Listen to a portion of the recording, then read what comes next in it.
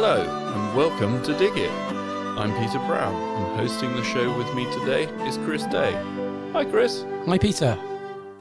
There's no question the Bloom family are part of the horticultural giants of the gardening world, pioneering in the popularising of so many plants, perennials, alpines, conifers, heathers and grasses. Innovators in plant breeding, think Cosmos, Lucifer, Achillea, Moonshine and Potentilla Red Ace, to name just a few, as well as developing inspiring ways of displaying garden plants. Bloom's not only produce commercially grown quality plants for the home gardener, but they've also created world-leading showcase garden designs and plant associations at Bressingham Gardens. So Adrian, welcome to Dig It. We're absolutely delighted that you could join us today. And I suspect we do find you in your garden in Diss in Norfolk? Yes, you do. At my own garden is called Foggy Bottom. More on that later, but overall it's Bressingham Gardens. And there's 17 acres of gardens here for people to visit, which is probably 7,000 or 8,000 different varieties of plants. So there's plenty to keep people here for a while. Indeed. Most of the day, anyway. That sounds a lot of work. I mean, is it? I take it you're not doing that all by yourself? No, you could say that. People say, well, how many gardeners have you got? And the obvious answer is not enough. And generally speaking, that's the case. Yeah, we have about sort of 5 full-time gardeners for 17 acres, which is a little bit stretching it, particularly since we have intensive planting and therefore have to keep the weeds down as well as maintain the edges and the borders and the labels and everything else.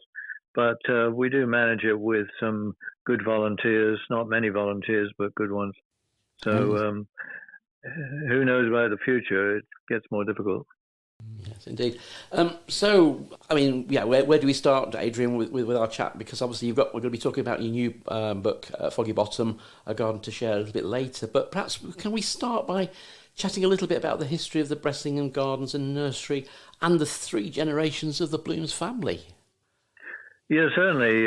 It does go back a bit. In fact, in 2026, we have our 100th anniversary of the company my father began.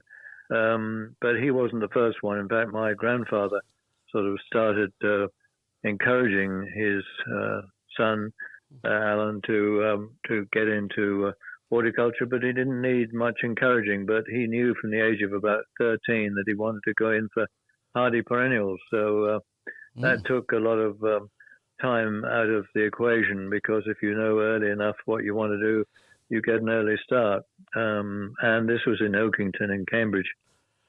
And he developed a nursery there, not far from where he'd been born, which is called Over.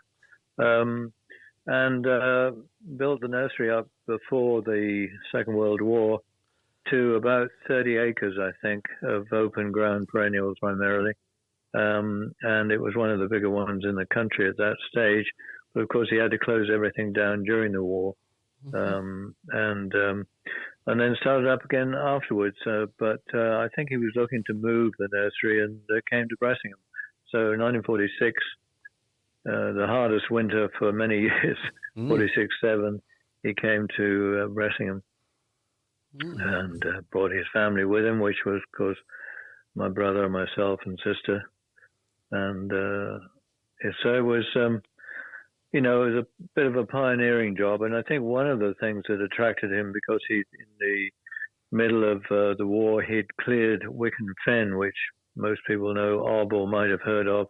And he wanted to carry on doing a bit of clearing. And that Bressingham offered him that to do, actually, down the lower land, which got flooded every winter. He told me later, which was very helpful when we'd really got into the nursery business, that if he'd known what it was like, he wouldn't have set up a nursery here. Oh, dear. Hindsight's a good thing. Yeah. Gosh. Yeah. And, of course, I knew that to some extent, because we were on, quite difficult, different land, and it was not consistent. And so I guess that if you were really to choose a nursery where you wanted to use implements on and tractors and this sort of stuff, you'd use a light loam, but in places it was quite heavy. That's amazing, because I hadn't realised. I mean, my grandfather's nursery, Byron Hill Nursery, had a similar fate where it had shut down during the Second World War, and then that's when they closed the nursery and moved it up to here at Buckingham. So similar. So very similar. Yeah. And yes, I know what you mean. Sort of, hindsight is a wonderful thing. Our current site is an 11-acre garden centre, and again, it's got issues with the soil. Here we have really heavy Buckinghamshire clay, and it makes for sort of digging the mail orders and bare root hedging in quite hard work, shall we say, sometimes. Bit plaggy at times, isn't it? Yeah, I can imagine. I've been past your place a few times over the years. I used to come that way to go to Pershaw. I think you weren't too far away from there, or at least you were on the route. Yeah, no, we're on the route. That was a friend of mine from your neck of the woods used to give me a lift, as he used to drive literally again past the door when I went to Pershaw College. So fun. But you went to Pershaw, did you? Yes, many years ago. Yeah, it was a great college. Yeah, well, my son Jason did the same. So whether you were of a similar age, I'm not quite sure. But anyway, get back to the story in a way in relation to here. Certainly, it depends what you're doing as regards a nursery. If you have a nursery, of course, they developed into container areas and standing grounds rather than growing in the soil. But if you're growing trees or certain shrubs and this sort of thing, or as you do, laying them in, then sticky, heavy soil is not ideal, is it? No, it's definitely not. But compost helps. Every year we dig in compost, and I'm sure in in Cambridgeshire as well. Are you digging in gravel to improve the drainage, or what's your? Well, we largely, much of that nursery's disappeared as such. We don't grow any in the open ground anymore. Everything's in containers, and the nursery is much smaller too, because we went through a lot of changes in the late 80s, 90s and sort of thing, finally selling the business, most of the business anyway, in 1997. Right. But we still have a nursery, a smaller nursery, which my son manages and runs. And that's the Bloom's Nurseries Limited. Gets a bit confusing, you can see people's eyes glaze over when you start to tell them the sort of intimate story. But I won't bore you with all that. But so anyway, Bressingham was a country farm with rather a nice hall to it, and not much in the way of garden. But my father obviously wanted to popularize perennials, and eventually he started in 1953 to create some island beds in front of the Bressingham Hall, eventually ending up with about 6 acres and over 4,000 different varieties of plants, which he collected from all over the country and also Europe. So it's quite a collection of perennials. At a time when perennials were not particularly popular, it was mostly ground cover plants and shrubs and that sort of thing. But the garden centres had not got used to growing plants in containers or selling plants in containers. It's up to the grower to do that. I remember my father saying, well, more or less over his dead body would he get perennials to grow in pots. But that was really where I was heading, because obviously next generation garden centres were spreading across the country. Suburbia was wanting to go out and visit the garden centres, and the early days of garden centres was all about gardens and all about plants and supporting things, as you probably remember. It's certainly changed a bit now, hasn't it, compared to those certainly days? Has. Yeah. So Adrian, your father, Alan Bloom, of course, was an amazing nurseryman, but were you destined to follow in his footsteps those years ago? No, I don't think destined. I knew he would like my brother or I to go into the business, but I actually was looking further afield, and I was thinking of going to university at one point at 18, but I don't think I needed some support for that. I think, at the time. But I decided to go to America, and I went over there at age 18 by boat, of course, in those days. And I spent nearly 2 years over there working on a nursery 2 springs, but I did all sorts of other jobs, including working at a ski resort and working at the Winter Olympics, because I was also into speed skating, which came from the Fens, of course, as well. Yeah, because you've got a great tradition over there, haven't you? Where when it ices over, there's a few places that sort of, I'm going to say fields that get flooded that you then go skating on, don't you?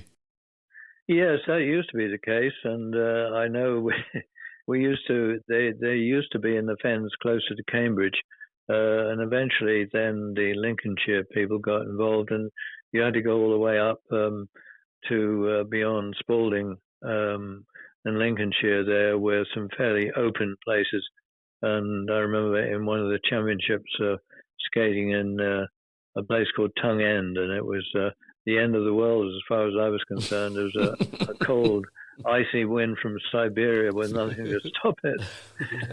So anyway, that was the reason I ended up in California at the Winter Olympics. Gosh, and it had an effect on future of the business. But I spent nearly 2 years there, and I think I ended up trying to sell encyclopedias in San Francisco. And that was the point at which I decided perhaps it was worth a go to work on in the horticultural field. So I came back and then went to Denmark for 6 months, and also to Switzerland to work. And so I got the sort of basis and grounding of it, but wanting something to add to our business, I came back in '62, same time as my brother, who came back to manage a farm, and I came back into the propagation side of the business and began a new career. Okay. So, yeah, I was going to say we were sort of talking about, returning, but you mentioned, you touched on those wonderful island beds, which Alan Bloom is obviously so famous for. The whole development of perennials and breeding, was that sort of happening at the time as your return, or does that take us back or more forward in history? Yeah, I think he experimented and wrote books, and he appeared on television with Percy Throne and that sort of thing, once or twice up to '62. I think then we came back, and we gradually started getting into containers. And of course, I was interested to add something to the business, and I thought at the time maybe conifers and heathers might work, and got interested in them. He said, "Well, that's okay. I don't mind you diversifying as long as you only grow about 25 conifers." Well, he was a collector. I ended up a collector as well.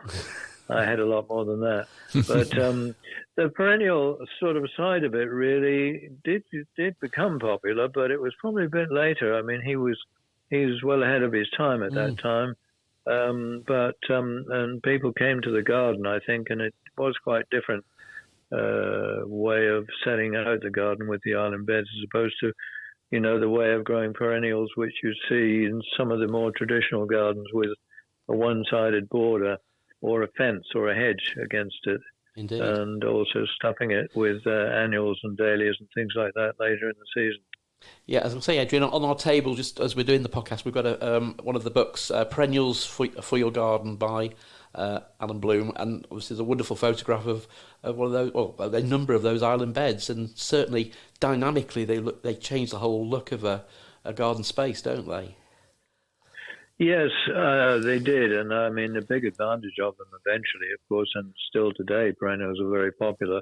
In fact, I would sort of make a case for people planting more shrubs, but of course shrubs and trees do tend to keep growing, and you can't prune them back at the end of the year. With grasses and perennials, of course, you can. So I think they are an ideal fit for most gardens today, and there's such a wide range and variety of perennials that they fit almost any garden. So I think he was onto something then, and of course the nursery was primarily growing perennials, but we had to get them into pots, and eventually sold some through the garden centre outlets, which was still one of the main growing outlets, but they also, of course, wanted conifers and heathers, which gave a year-round appeal and looked pretty good in containers. So we offered all those three items particularly, and developed them. We started showing in Chelsea Flower Show around 1966, I think, and we carried on till about the year 2000. Every year we're going up to Chelsea and showing things off. And initially it was just perennials. Then when I got involved, we had two stands. One of them was conifers primarily, and the rest was perennials. But eventually we had one exhibit, and then I started to assimilate perennials and grasses in amongst the more shrubby material.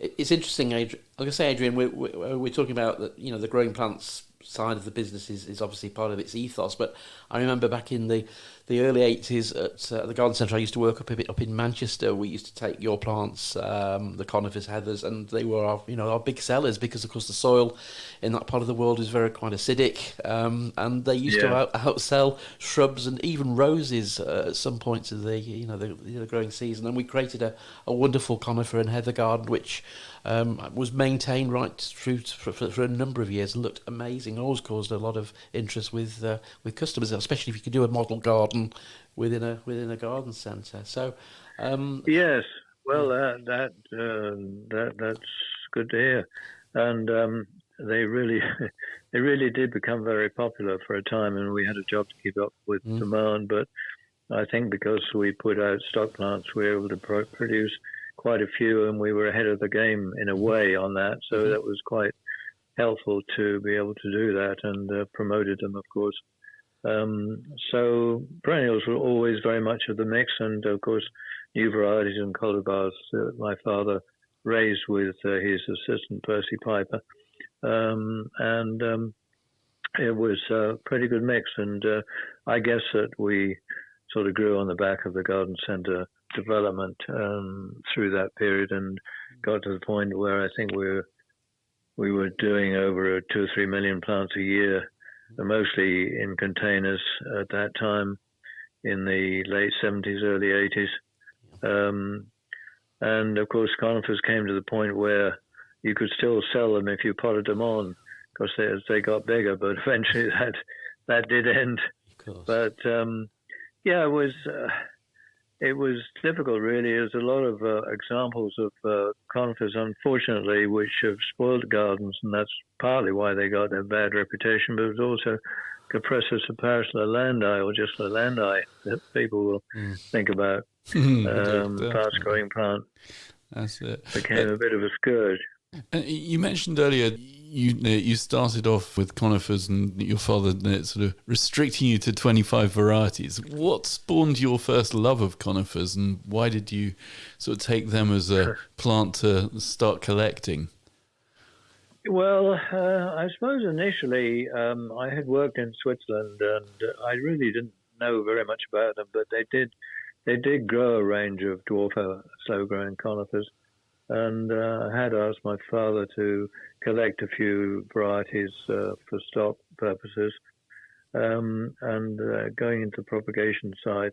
So really it was something my father didn't know anything about, so it was partly that, partly the fact that when you started to look more into that area of plants, there's so many different types, from the ground covering types to the really dwarf ones to the bigger ones. So there was the variety among them, and it didn't seem that many people really knew much about conifers. So they were certainly popular even at that time, but not as popular as hopefully we're able to make them. But I think they hadn't been used much with heathers, and I tend to say that, and I think it's probably true, that no idea is truly original. And I saw a garden down in the outskirts of London in Surrey, which used some conifers and shrubs as well as heathers, and I thought that was a pretty good combination. So I based the development of gardens here on the use of those two to give year-round colour,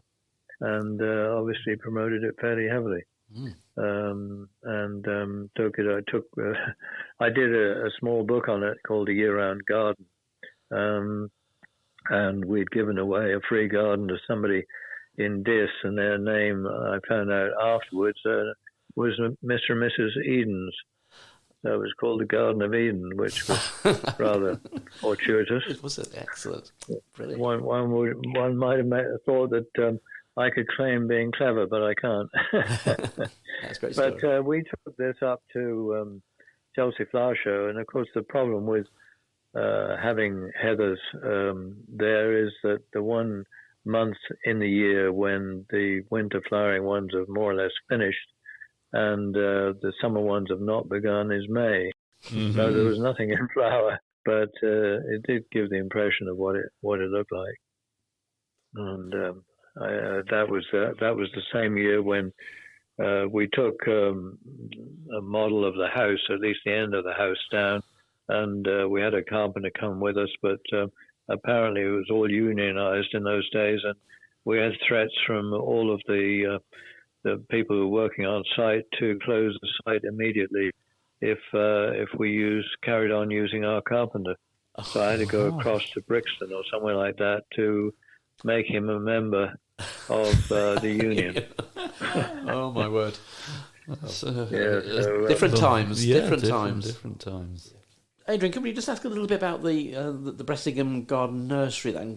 You sort of touched on it a little bit earlier. Are you still sort of growing traditionally by using your own stock beds, and do you still propagate from seed cuttings? Well, we primarily a lot of the stock comes from the gardens, of course, the more unusual stuff. We don't have stock beds in the open ground anymore.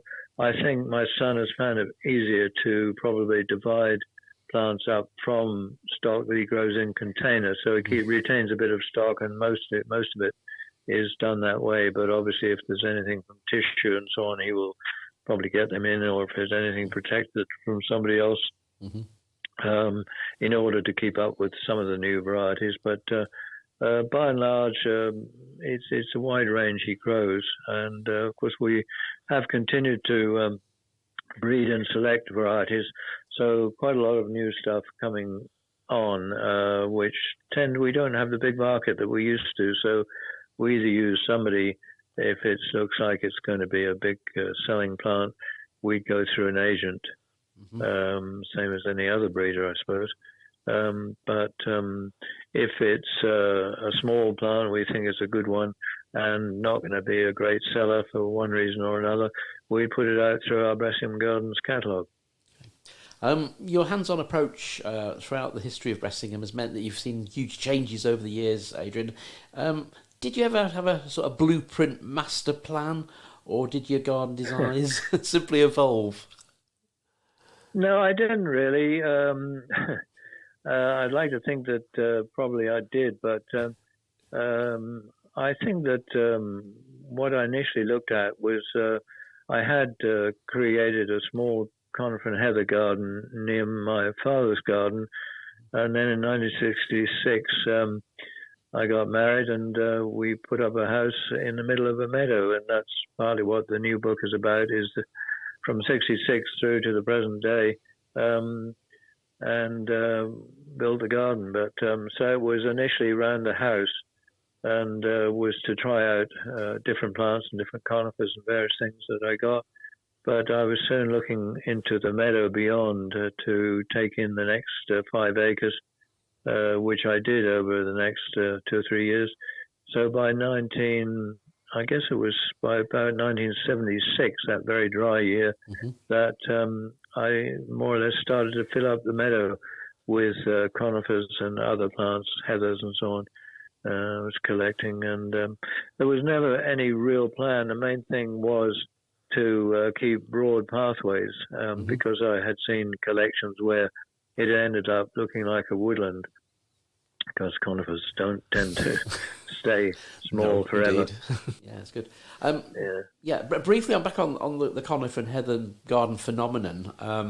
In a way, that they have sort of rewritten sort of garden history and how we perceive them. Do you think that combination is due for a comeback? I mean, we know about gardening, we go around in successions, things revolve. We've got a massive resurgence in houseplants now. Do you think the conifer and heather, could that come back in the next decade or so? I don't think it will as such. But in a way, of course, that's interesting because I have started to plant up an area of the garden which was called the secret garden for many years. Nobody went in it, mainly because there were no plants there. It was sort of somewhat hidden. And I've opened that up, and I've just been planting a few heathers to give winter colour. Although there are some still left from the original plantings done back in the 60s and 70s. But I think they take a lot of beating, some of the winter flowering heathers in particular. And of course, most people can grow those even if the pH is a bit on the alkaline side, but not the Kalunas, the summer flowering ones, all like an acid soil or a neutral and acid soil. But I think what I'm planting up with them is a few other plants, a few shrubs with different coloured foliage. Pampas grass I'm using, but also some other grasses like the Molinias and things like that. Mm-hmm. And actually that combination, I think grasses work very well with some of the heathers and a few conifers in there as well. There's so many conifers, of course, available today, but unfortunately, there's not anybody really doing anything with any knowledge of growing them and introducing them, and that includes retail nurseries. Unfortunately, they've not been popular enough to have people continue to do grafting and things like that. So there is an interest, but I don't see it coming back as widely as possible. People have smaller gardens. Some of the plants can be grown in containers, but conifers in particular, but they need to be watered and that sort of thing. But they can give you year-round colour as well. So I think the opportunity is there, but I don't think it's going to happen. Okay. And the garden at Foggy Bottom, I was looking at your website and drone shots that you'd taken, and it's just inspirational. The way you've planted it, the way the sort of views come across to us just sort of through that tiny little video clip. It's amazing what you've created there. Where did you get the inspiration from? Are there any gardens that you've been to that you've seen things and thought, wow, that's a good idea, I'll use a bit of that? Or is it all, Yeah, well, it's, people these days say, that's a good question. I will credit you with that, certainly. But, I think the answer to that is I probably picked up different things from different places, but I've been in a situation of living in the midst of it, so I do have a fair bit of time to look at things and look at the vistas in a way that they can be improved, looking for some year-round interest, looking for the wow factor and various things, combinations and things like that. So it's largely self-developed, but I do try to make the garden a memorable visit, and we do get a lot of people complimenting it. Of course, it's the trees are now, even the dwarf conifers got quite large, so I have to thin them out. And I think creating enough space around things does mean that you've really got to decide on what you keep and what you get rid of. Initially it was planting everything up and blocking off the views, so you had to walk around a bed and get another vista in another direction. Now things are big enough, you can limb up the canopy, take the lower branches off, and then have a glimpse through to the next bed and plants in the next bed. So it's a different concept in a way, but it's been fascinating to do, and I'm still very much enthused and involved with it. We could do with a few more people, because each section of the garden that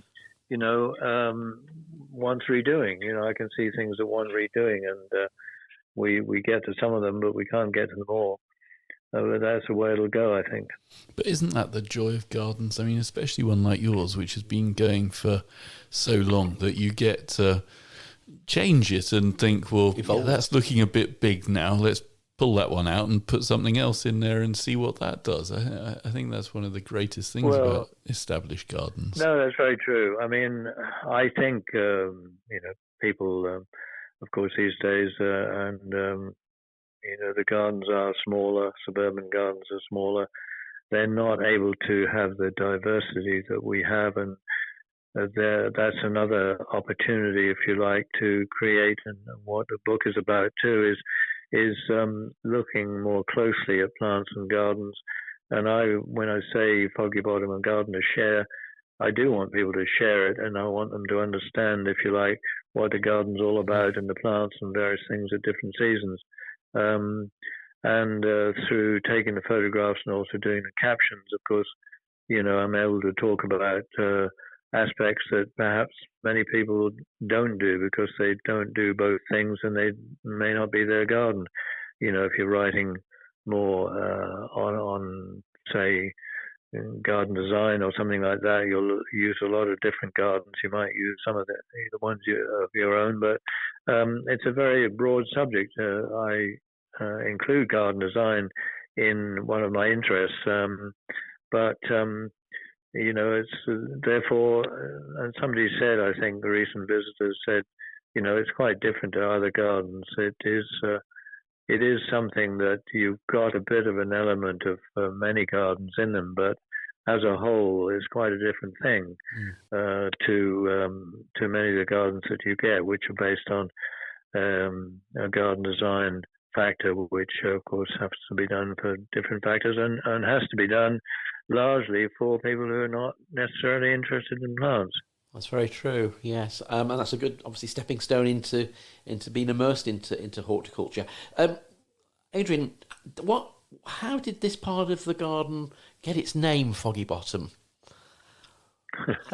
Well, we have got a sign near the gate that we put up because we got asked so many times about something, and firstly it was, where did the name come from, and secondly we put some canes with sticks and little bags on them which have soap in them, and people kept asking, what are these bags for, and I said, well, they've got soap in it to help keep the garden clean, but they don't seem to believe in that one. Very good. But it's to keep the deer away, of course. Yes. And then they say, well, what sort of soap do you need? And any foul-smelling soap. Most of them aren't foul-smelling, but no. Foggy Bottom came from the United States. I was working on this small nursery in Maryland, and we used to deliver mostly at night time around to these garden centers, which were all individually owned. And they weren't garden centers in those days. It was small retail nurseries. And we used to visit somebody in Washington, D.C., just outside of it, a place called Foggy Bottom. And that sort of stuck in my mind. So when we came to put our house up, it did get misty and foggy down here. I thought, that's a great name, I'll use that. So we used that. And, of course, it's got a nice linkage. So probably if you went on Google and Googled for Foggy Bottom, you'd come up with this place in Washington, D.C. And I have to be careful these days, but I used to used to say if I give a lecture in America, it was where there was a lot of hot air coming up. It was where the Pentagon was. And a lot of the government officers were there too. So have to be careful these days. Brilliant. But anyway, it's a good name, and it fits very well. And it might well. We're hoping to release this book next year in the US, so we'll have that connection hopefully. Good stuff. And you're talking about sort of how the garden's evolved and the ornamental grasses that sort of now feature a lot in the beds compared to sort of maybe some of the bigger conifers. And do you see that the sort of grasses and I can remember there's an image of a smoke bush, and that they capture the elements of the weather so well. So, I mean, when you've got sunlight coming through, is that a source of inspiration for you, the way that sort of the elements interact with the plants? Well, without a doubt, yes. I think it's a very important aspect, and I think some of the grasses really do show that up. I mean, the front cover of the book shows Steepa tenuissima, which is a grass from Texas, but it looks like clouds. Really, this is a case of having the dew on the small sort of parts of the flowering or inflorescence, and early in the morning on July morning. But of course, light is so important in the garden, and in the wintertime when the light is low, you want to have the light coming through grasses, and that's where some of the miscanthus are very good. If they've got particularly attractive heads, and if they stand up fairly well, because some of the miscanthus tend to flop a bit. So again, it's selecting the best varieties. But when you see the effect of the sun and the frost on things, and again, this is brought out a bit in the book, which goes through the year with different things. And of course, taking a camera around makes you focus on some of those things which you might have missed then if you didn't go around with a camera. You look for the small things as well as the larger vistas. But yeah, it's very important. I must say, the photography in the book is amazing. Fantastic, isn't it? It Yeah. really captures the light perfectly. You're drawn into your garden, and that's the secret of a good photographer, I suppose, to capture the elements and the depth and dimension, isn't it, of a garden space? Well, I don't class myself as a photographer as such in a way, although I'm very pleased that they've come out as such. But my son, Richard, is a professional garden photographer, and if I get into problems about the camera equipment or anything like that, I have him to lean on. But and he does take photographs. But I thought this book was one that I had enough in the way of images, going back to transparencies from the early days to digital material now. And I think through that, I mean, I think there's a lot to be said for recording it, because you can be there on the day and you can sort of see something, and if you don't record it or haven't got it, and hopefully you've got it in a good photograph, it brings everything back to you. You really realize it, and probably better. I mean, that particular shot on the front cover hasn't been as good since, because we had floods a couple of years later, and some of the grass has dried off. It's going to take me 3 or 4 years to get back to that same picture, but it'll never be quite the same because you put other things in, and so it's very important, I think, to catch the moment, and the garden does change. Most definitely, yeah. It's ever evolving. Adrian, what's been sort of the driving force then over the garden over the last sort of 6 decades of Foggy Bottom? Has the driving force just been the evolution of your planting, or of the categories of plants you've used? Is there any particular one thing, or is it a combination of factors? Probably a combination. I suppose really, of course, when I was developing my own Foggy Bottom garden, and my father was still doing his, he's had the Dell garden with the 6 acres has been looked after very well for 35 years by his son-in-law, married to my half-sister, and he's done a really good job, Jamie Blake.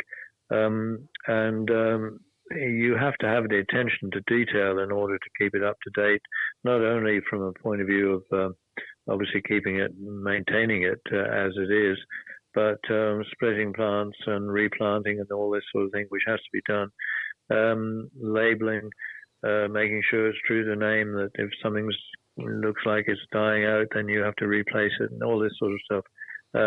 But a tremendous range there, and I think it really shows up late in the year when people don't expect perennials to be at their peak. Most people tend to think of gardens being at their peak in July and August, or even June, July. But there's a lot of perennials, and particularly grasses, that are good later. I think also people don't really appreciate they haven't got room for the shrubs, and some of the shrubs that have been put out in recent years, some that have come from America, some of the cornus and rhodos, of course, have been around for a number of years, but many other viburnums and things like that make a splash. But most gardens don't have room for those, but we have got room for those in Foggy Bottom and have used them in conjunction with trees as well. And of course, as the trees and conifers have grown, the tallest one is probably about 60, 70 feet high. Your eyes tend to go up a bit more than they used to. And I should mention, I suppose, that when I was in Squaw Valley, age 20, back in 1960, the Winter Olympics, I bought a packet of seed there and sent it back of the giant redwoods, Sequoiadendron giganteum. And those seeds were sown. And when I was back in 64, I planted them up, and they're now well over 100 feet, high, which is quite awesome in the true sense of the word.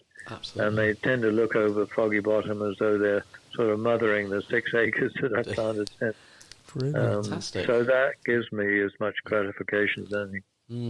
I think it was interesting you mentioned that plant, because one of those, the bark on it is such a... I can remember as a child there was a massive one in a sort of woods, and I always sort of loved the texture and the feel of... it was an enormous great tree, but the softness of the bark and the colour, it was an incredible sort of conifer to see growing. No, it really is, and if you've been lucky enough to go to see them in the wild, that's amazing. And I've actually written a children's book, which is an e-book at the moment, but I'm trying to get it in a hardcover edition. But it's surrounding the history of the redwoods, and I hope that will be. I don't think it'll be a bestseller, but I think it will be of interest to a lot of people, because I give the history of the tree as well as sort of telling a story. But it's been something which I've been lucky enough to be able to follow. And what I hope to do with the Adrian's Wood area, which is next door to Foggy Bottom, is to create really interpretive garden, because I planted nearly all North American varieties there, including these 2 redwoods. And I need storyboards to be set up about some of them and how they were discovered and who by and when, and then what the Native Americans used them for. So I've sort of begun on that one. That will be my next book if I can find the time to do it. In between pruning all the shrubs and all the other things. Yeah. But that's life. Yeah. So Adrian, your new book is now available. Is there anything you'd like to enlighten us in your philosophy of the plants we grow today in our gardens, and how perhaps garden design is featured in Foggy Bottom? I suppose we've covered a little bit about that, but I mean, is there any key sort of inspiration you could pass on to our Dig It listeners? Well, I think if you have a smaller garden, and you have visitors, you have probably people listening to this who have a smaller garden, but some who have a reasonable sized garden they can do something with. And I think the point of creating a view in a vista is important, and you need focal points in the distance, like hydrangea Annabelle, for instance, that show up from a distance. Anything that is white and lasts a long time, like that is. We've got examples of it here. But I think that it's very difficult in a small garden to find the perfect tree and shrub and so on. But I think you can, where do you start? There's certain shrubs and things like that you can prune and need to prune initially. There's others that you might want to prune them up so that you can see through the trunk and so on. I've done that with certain conifers too. So it's difficult to be specific, but I think that less is more is often a good rule to go by. But people who get interested in plants, of course, want to try everything out, and that's okay too. If you're interested in plants and follow them up, but most probably aren't. Would like to see something in their garden that's going to give them enjoyment. And I think the understanding of a plant, if you took a rose, for instance, or something fairly common, probably these plants are not really looked at in detail. If you look at the flower on a summer's day and early in the morning, and you probably don't get up in time to see that it's with moisture on, or in the evening, it's really a thing of beauty on its own. But so is Cornus midwinter fire. Say in the wintertime, you see how fiery that is in the winter, and the more sun it's in, the more extreme the color is, and that sort of thing. So some of those elements hopefully are brought out in the book and mentioned in the book. I think and hope that people will be able to learn from that. What I hope to do down the road, so to speak, is we've got our own website, which is foggybottomgarden.co.uk, which I want to develop more with more in-depth stories about particular plants, but take and send more photographs and so on, so that people can see beyond really what they normally see. Hopefully we'll have time to do all that. Indeed. But of course, if I start another book, doing all this is time is a factor. Yeah, indeed. And Foggy Bottom, as far as climate change, I mean, obviously everybody's talking about horticulture and climate change and the whole global warming issues. Do you think that's going to have an effect on your garden at Bressingham over the future, or are you already seeing evidence of that? I think I think we're all very much aware of what is happening elsewhere in the world, and luckily we have had severe temperatures and some pretty heavy rainfall, particularly in the south and the west, where they have the rainfall. We haven't had so much here, but we have had dry weather, droughts, and so on. But I very much believe that is what is happening. And I think there's no doubt about it that we're getting more extremes, and that's what probably we're going to get. We don't know for sure. It depends on the airstream and that sort of thing. Sure. I think the thing is that plants do and can adapt, but they need 100 or 500 years or 1,000 years to adapt, and none of us are going to be around for that long to see that. I don't think it means that we all suddenly have to rush out and buy new things, but it does mean that probably more tropical type of plants will become more available and more able to be used. It used to be, when I first started in the business, it was all about how hardy a plant was, what winter it would come through. And that was the main question. Now it's not so much, although, of course, even if we don't get really cold winters, the amount of wet that we get damaged a lot of things last year. I think we had that very mild weather and then suddenly a frost. So it did as much damage as a hard winter would have done. Sure. So I think we just keep an eye on things. And I suspect, I don't know whether the garden centres or the plant-orientated places will tend to sort of offer something. Well, I think it's a sales opportunity for some, of course, to push something that appears to be ideal against the climate, or a new thing which might be worth trying. But you never know, because east, west, south, north type of soil you've got, microclimates and all sorts of things. It's very difficult to be judgmental across the board and say, well, that'll never grow, because there's always the exception to the rule. And I think we will have to be more careful what we choose, but I think it'll be over time. Yeah, no, I think very true. Obviously the HTA, the Horticultural Trades Association, I think is working quite diligently now, looking at that and discussing with growers to give us a little bit of a pointer in the gardening trade, a little bit to what we should be perhaps stocking in the future. But as you say, early days and a lot to be learnt in that time. Adrian, as we're coming towards the end now, Foggy Bottom is It's very much your garden, it's your space. So what's the secret of keeping it fresh, colourful and ever inspiring to you and the tens of thousands of visitors to Bressingham Gardens each year? Well, I think I know that, of course, I've written about Foggy Bottom. I've also taken a lot of photographs, of course, in my father's garden. We have a winter garden here. We have a summer garden, which we developed as well. So there's a lot here for people to see. But Foggy Bottom itself, I try to keep fresh because in many ways there's new plantings going on the whole time and elevating certain areas and getting visitors through. So if people come on a regular basis, they will see changes not only seasonal but from year to year. There's a lot that I would like to get done, as I mentioned earlier, but just not enough time to do them all. We didn't get through this year. Of course, this year was difficult. Every year is, I suppose, difficult with the weather in some respects.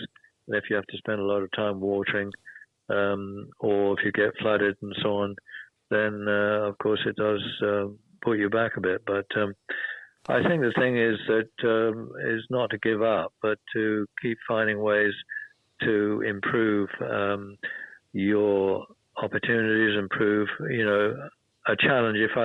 If I have a big conifer out, there's usually a benefit to be got. Firstly, we had 3 blue spruce down, which were about 60 feet high or more this winter, and of course you can't really notice where they had come from, except that it has opened up the view considerably to other things, and you can now plant something in there because the roots spread far and wide and made it very dry. So now it's a different sort of place. So it's that sort of challenge, I think, and changing, and sort of it was a challenge to start with to plant the garden up from an empty meadow, and it's even more of a challenge now to keep it looking interesting and changing with the time. And that's really, I spend more and more time doing that.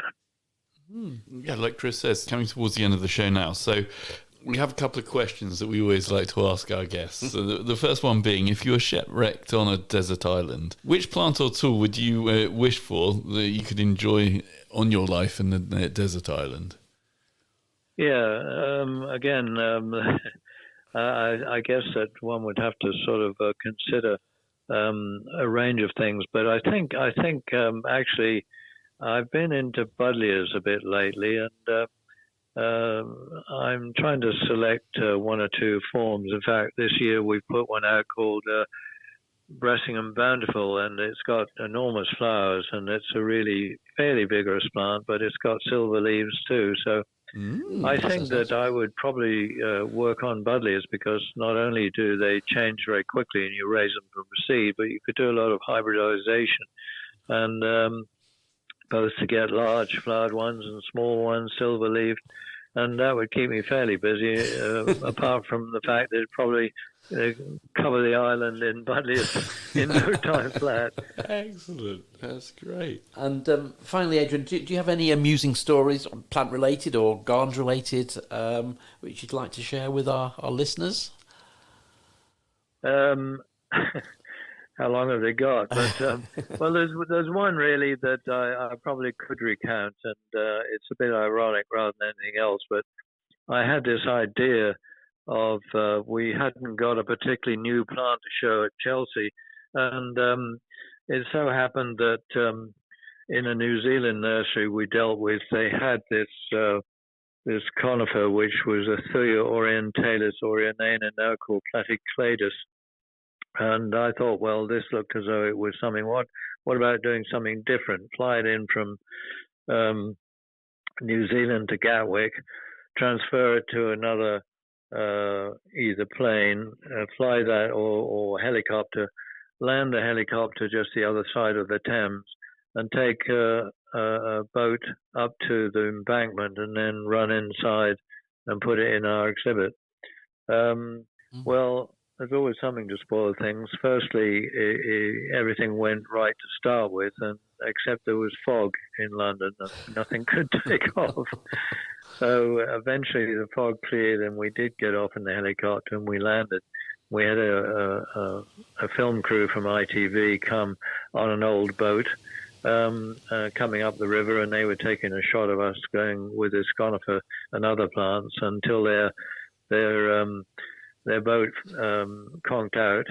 Then they had to get on our boat. It wasn't a question of swimming in the Thames, but on our boat, and they sort of followed us up with this conifer, late, of course, to put it into the garden, which I got a space cleared for.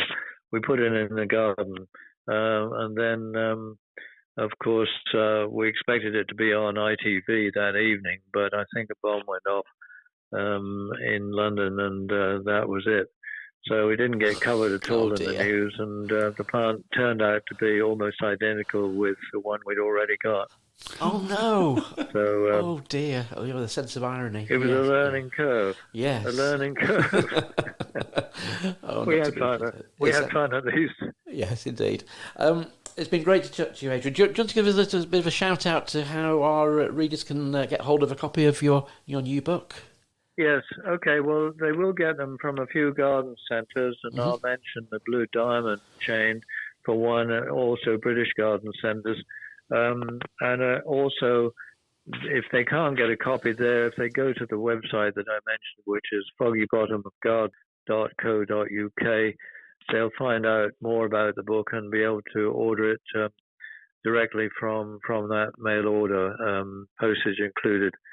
So I hope that people will benefit from getting a copy, and we'll see what all this is about. Superb. And did I notice on your website there's a thing at the moment where we can get a signed copy? Yes, I should have said a signed copy. Yeah, what you get is if you get it from us, you get a signed copy. And I had a book plate specially done from Bressingham, and also a numbered copy. So proper collector's item then. In due course, it might be worth a bit more money than something else. It might be worth less. Who knows? Depends on the reputation of. I'm sure it will be. Whatever, but yeah, brilliant. Oh, it's different. Excellent. Well, thank you so much for your time today. It's been great talking to you. Absolutely fascinating. Definitely inspired. I mean, like I said earlier, the website is a beautiful imagery, and definitely inspired me to come over to Norfolk and have a look round. Well, I hope you will. Indeed. Thank you again, Adrian. Okay, all the best. Today's show was brought to you by Buckingham Garden Centre and Nurseries. The show was hosted by Chris Day and Peter Brown. The show was produced by Peter Brown. And our thanks to Chiltern Music Therapy for providing the music. Thanks for listening. At Chiltern Music Therapy, we want everyone to know the difference that music can make in their lives. From parents and their premature babies in hospital to grandparents with dementia.